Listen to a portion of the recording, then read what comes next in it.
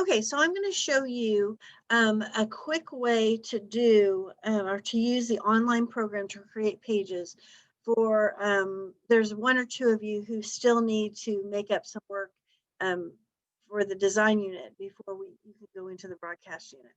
Okay, so first thing you need to do is go on to yearbookavenue.com. And I actually have this minimized, and I'm going to share my screen here. I'm going to make sure I share my screen.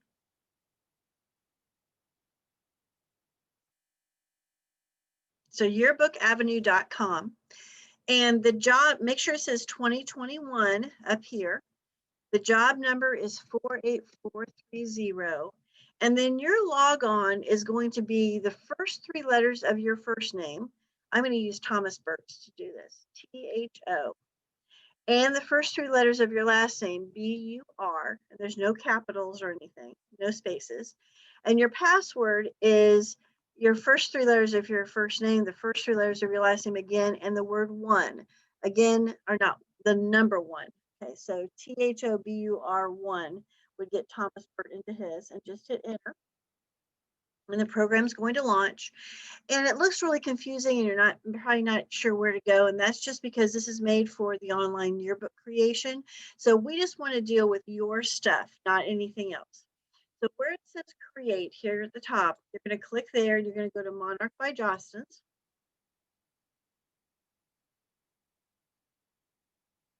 Let it launch. You're going to click on Adobe InDesign, which is going to look very similar to, but not exactly the same as the one we've been using at school. It's close enough though.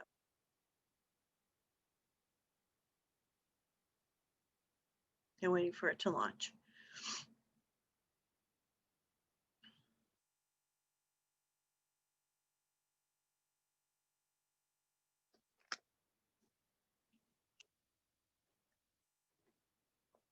Okay, for yours, you're going to go from the word file down to open. Okay, and I want you to click on Team Drive here. So you clicked on Team Drive over here. And then here, I'm going to need you to click on Journalism 1. And then there should be a folder with your name. And in this case, I'm going to click on Thomas Burks. And what you're looking for is the personal page. So open that. Okay. Now, I gave you a dummy. Here, let me see if I can grab one so I can show you.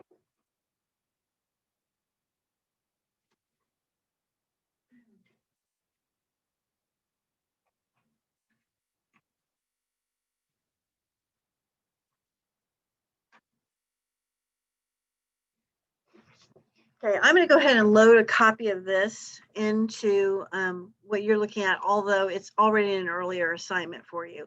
But this particular dummy, and this is what you're going to be mapping on this page.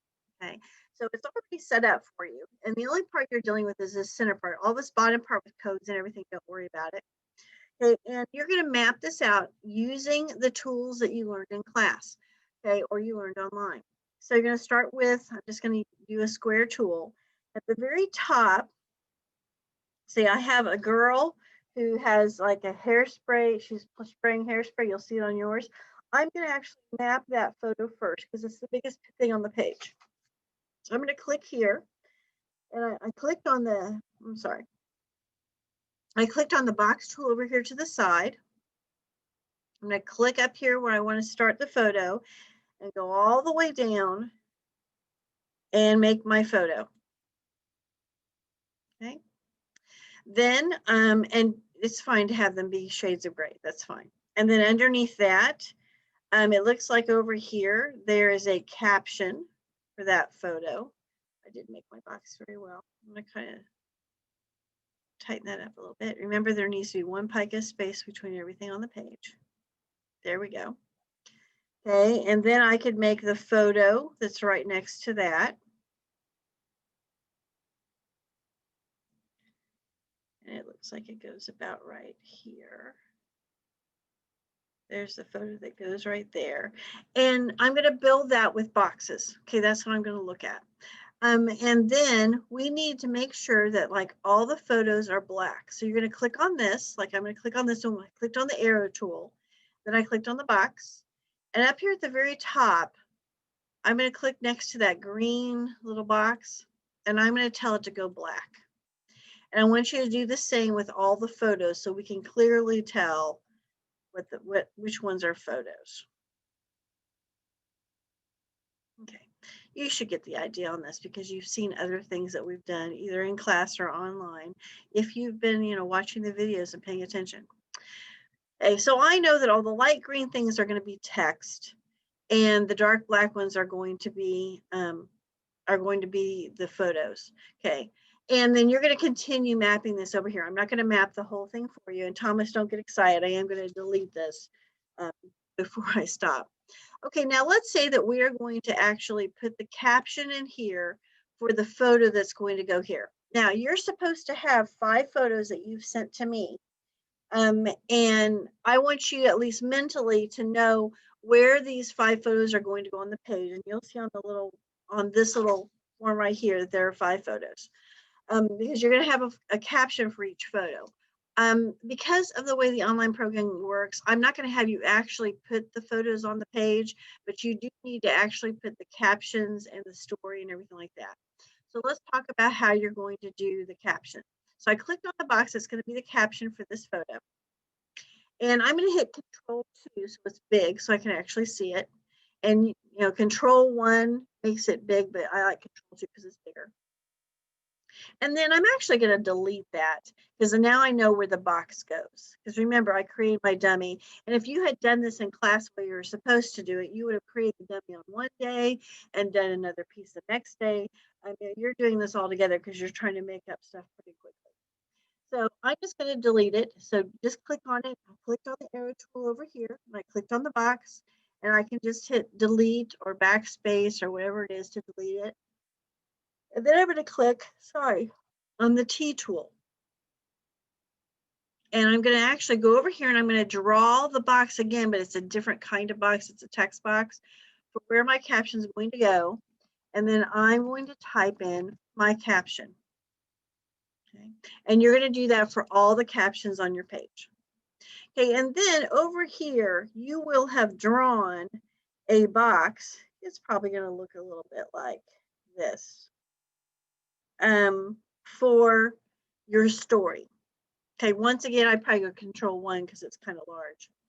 And this is your theme copy you were supposed to write. It was part of a remote assignment, probably about 2 or 3 weeks ago that you should have already done. If you haven't done it, go back and read the assignment to do it.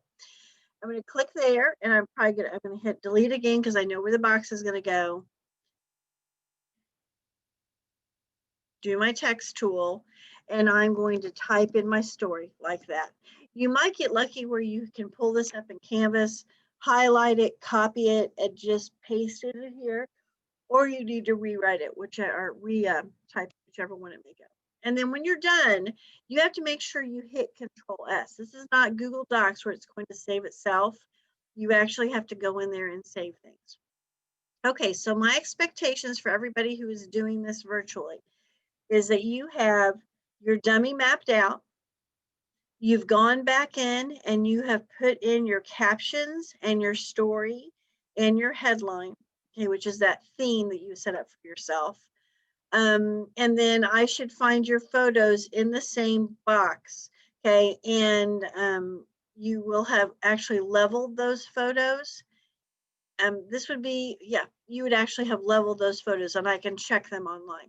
So get those things done and good luck on this. You guys should be pretty good. There's lots and lots of instruction and lots of detailed, slower videos up through Canvas. You just have to take the time to actually look at them and figure out what you're doing. Okay, I'll talk to you later.